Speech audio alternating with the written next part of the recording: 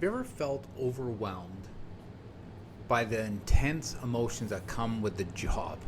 Or wondered how to better manage those feelings for a healthier, more resilient life? What if the key to overcoming the invisible wounds of trauma lies within you, waiting to be unlocked through the power of emotional intelligence? Now, in this episode, I'm going to uncover how enhancing self-awareness and emotional regulation can transform your approach to stress and trauma. I'm going to explore practical techniques like mindfulness and grounding exercises, discuss the importance of empathy and social awareness in strengthening relationships, and I'm going to reveal some strategies to regain control in the most challenging moments. So stay with me as I journey beyond the badge to discover how mastering emotional intelligence can be a game changer in your path to healing and professional effectiveness. Welcome to Shields Down, Healing for First Responders, the podcast supporting those on the front lines as they navigate PTSD and trauma. Each episode brings stories of resilience, expert insights, and tools for recovery, offering hope and a path forward. So put your shield down, reclaim your strength, and remember, you're not alone. So first I want to start off with understanding emotional intelligence and its role in post-traumatic stress disorder recovery. So emotional intelligence is the ability to recognize, understand, and manage your own emotions, as well as recognize and influence the emotion of others. So for first responders, strengthening this emotional intelligence is crucial in our PTSD recovery, as it enhances self-awareness and emotional regulation, helping to prevent emotional overwhelm and improve decision-making in high-stress situations. Now, self-awareness is a core component of emotional intelligence that involves recognizing and understanding your own emotions. Now, as first responders recovering from PTSD, heightened self-awareness enables us to identify our emotional triggers. And I know I've talked before about emotional triggers, and it's so crucial when you can identify these emotional triggers and comprehend how their experiences are going to affect your thoughts and your behaviors. Now, this awareness is crucial for acknowledging the impact of trauma, which again is the first step towards healing. When you can acknowledge your trauma and understand what it means when you're triggered and how you react and what you do, this is what's going to help you grow into that next phase. Because by understanding your emotional responses, you can develop these personal coping strategies, which will lead to improved mental health and resilience in these high-stress environments. So when you're developing emotional regulation skills, it's going to help to prevent overwhelm, right? Emotional regulation refers to the ability to manage and respond to emotional experiences in a healthy way. In the context of PTSD recovery, now, as first responders who cultivate emotional regulation skills, you can better navigate intense emotions such as that fear, anger, sadness. And this capability helps prevent that emotional overwhelm. It's going to reduce those symptoms of anxiety and depression, and it's going to allow for clearer thinking during the critical situations that we're all a part of. Now, effective emotional regulation supports sustained mental well-being, and it enhances the ability to perform under pressure without being hindered by unmanaged emotional responses. How many times do we go into these situations and have these unmanaged emotional responses, right? We may have fear, we may have anger, and you're like, why am I doing that?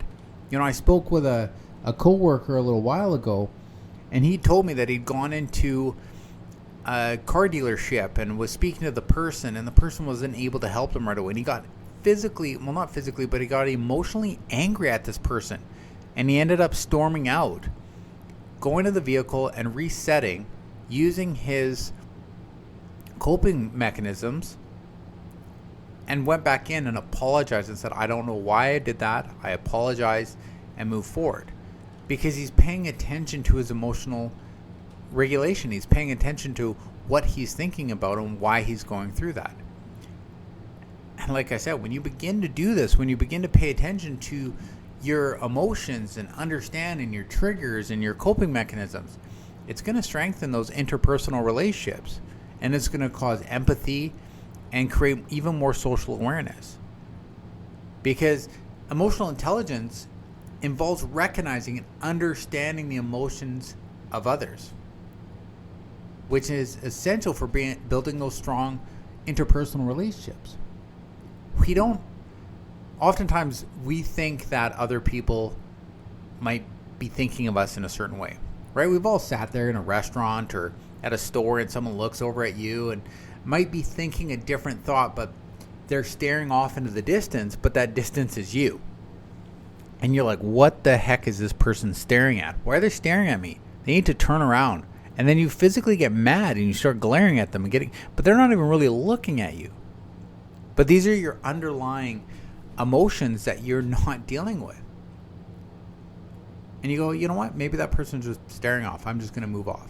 And when you learn to develop this empathy and this social awareness, it can improve communication with colleagues, superiors, loved ones. It can improve interactions, which help with that supportive network, which that support is vital for your recovery. So by actively and effectively influencing the emotions of others, and you respond appropriately to the situation, it's going to create that collaborative approach. And it's going to help you to understand environment both at work and at home. And it's going to facilitate a smoother recovery process. Right? This is just another tool. And that's what I'm giving you. Right? Emotional intelligence is just another tool for your toolbox to help you begin to move from that surviving to that thriving lifestyle. Now, the second point I want to talk about is self-awareness and recognizing emotional triggers and responses. Because the first step in building emotional intelligence, like I said, is increased self-awareness. Now, with PTSD, we often experience these heightened emotional reactions to triggers. But by learning to identify these triggers, when you learn to identify these triggers early, right, it's going to help you manage responses more effectively. Self-awareness enables you to pause, assess, and then choose a healthier way to react, promoting that long-term emotional resilience. We often feel in situations because of our jobs that we always need to react quickly. But sometimes outside of work, that's not needed. You know, when I have a situation with my kids at home, years ago, I used to react quickly, right? Quick to anger, quick to frustration, quick to sadness. Not so much sadness, more pissed off when they would do something, right? And it caused me to go, okay, what I need to do is I need to pause. I need to reset. So when they do something now, I pause, wait 10 seconds, take a breath, and then respond to the situation. Because I understand that my emotions and how I react are going to affect my children.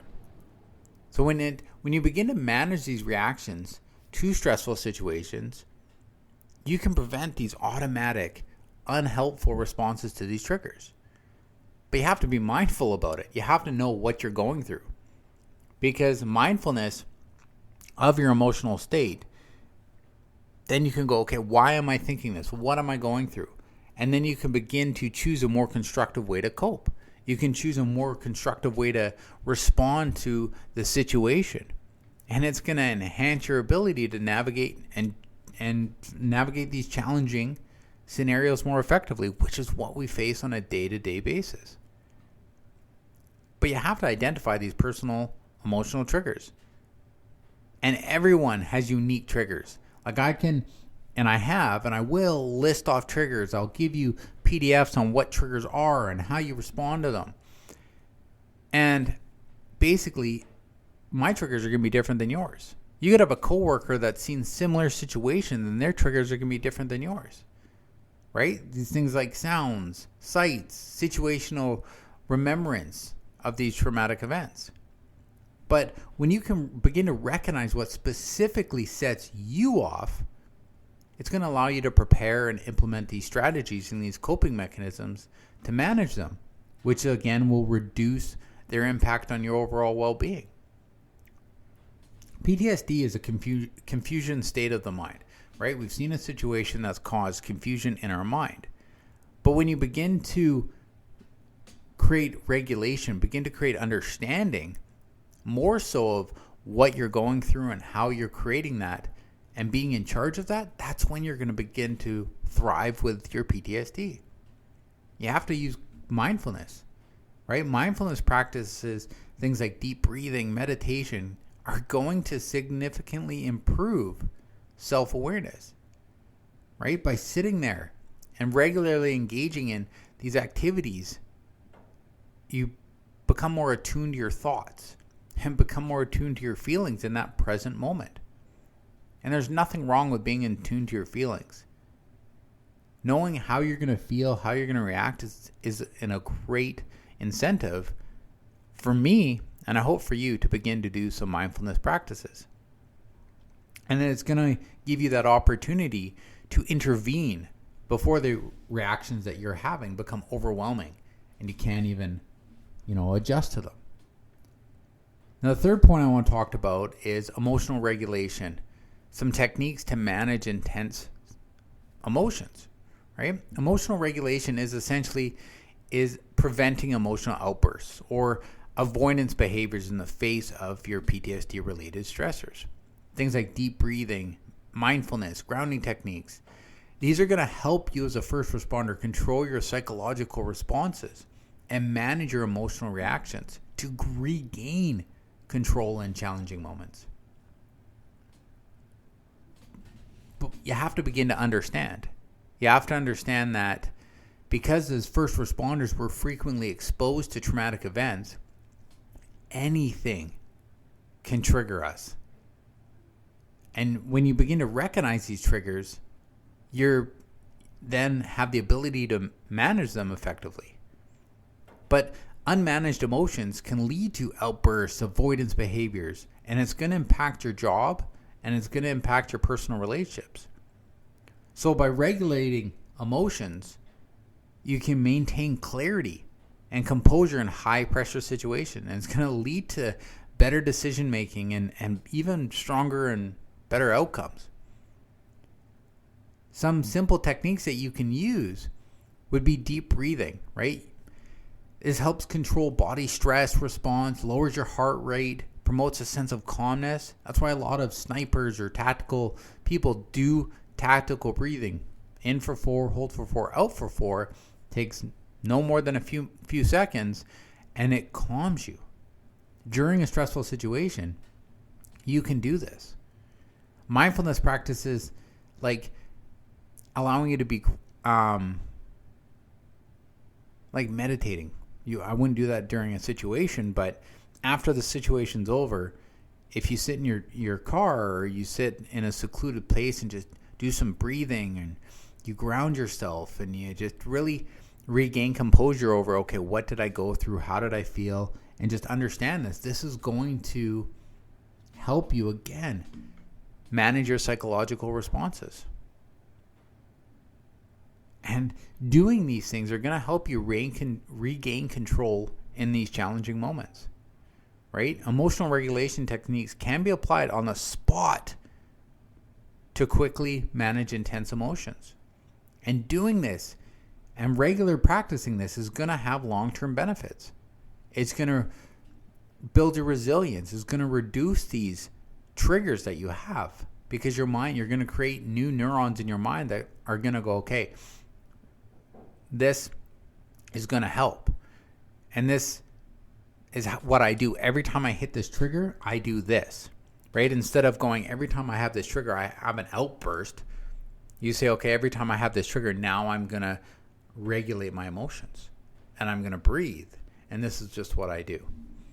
And you also want to get support and resources, which are obviously available on my website.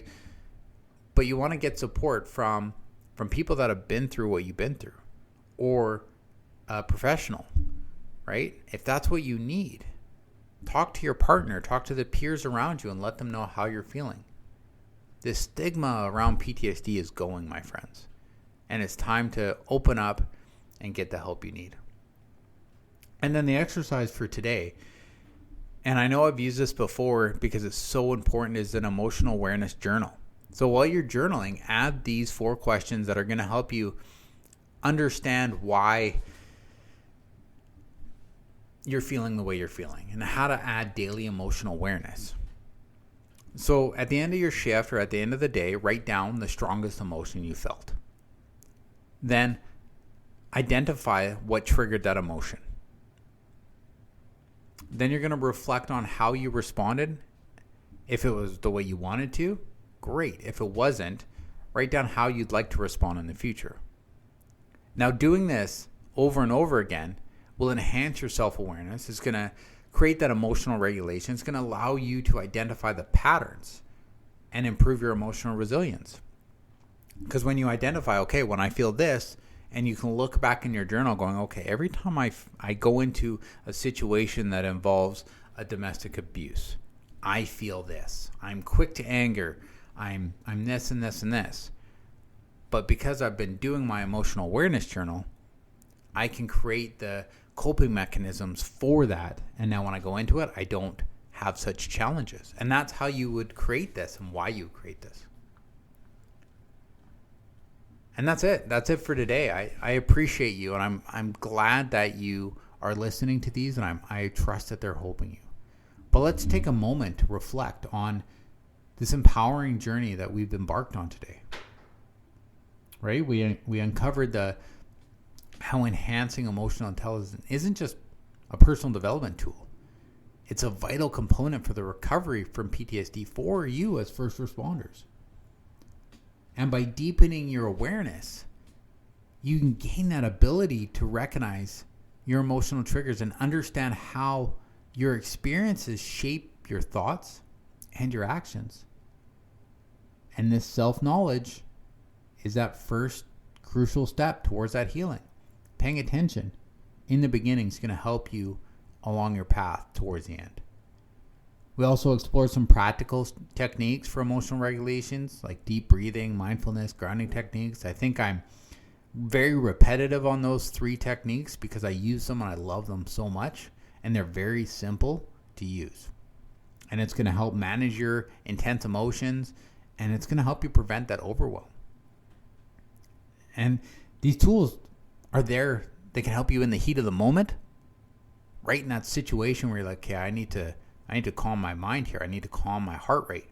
But it's also going to help you build that long-term resilience. And then it's also going to help you to perform at your best, even under those most stressful conditions, right? But I also highlighted the importance of empathy and social awareness in strengthening those relationships that you have. Because when you begin to connect more deeply with colleagues, superiors, loved ones, you create that supportive network that's essential for sustaining this well-being and effective PTSD recovery. Remember, cultivating emotional intelligence is a continuous process, and it's one that requires patience and practice and compassion towards who? Ourselves. But the rewards are profound, right? You do this and you practice and you have patience. You're going to improve your mental health. You're going to enhance your professional effectiveness. You're going to become stronger. And you're going to create those more meaningful connections with those around you. Thank you so much for joining me today on this insightful exploration. I hope you found valuable takeaways from this episode that you can use in your daily life. Thank you for tuning in to Shields Down, Healing for First Responders. Remember, healing is a journey, and each step forward matters. Now, if today's episode resonated with you, share it with someone who might need it. And don't forget to subscribe for more stories, insights, and tools for recovery. Together, we'll build a stronger, more resilient community. Until next time, stay safe, stay strong, and we'll see you on the next episode.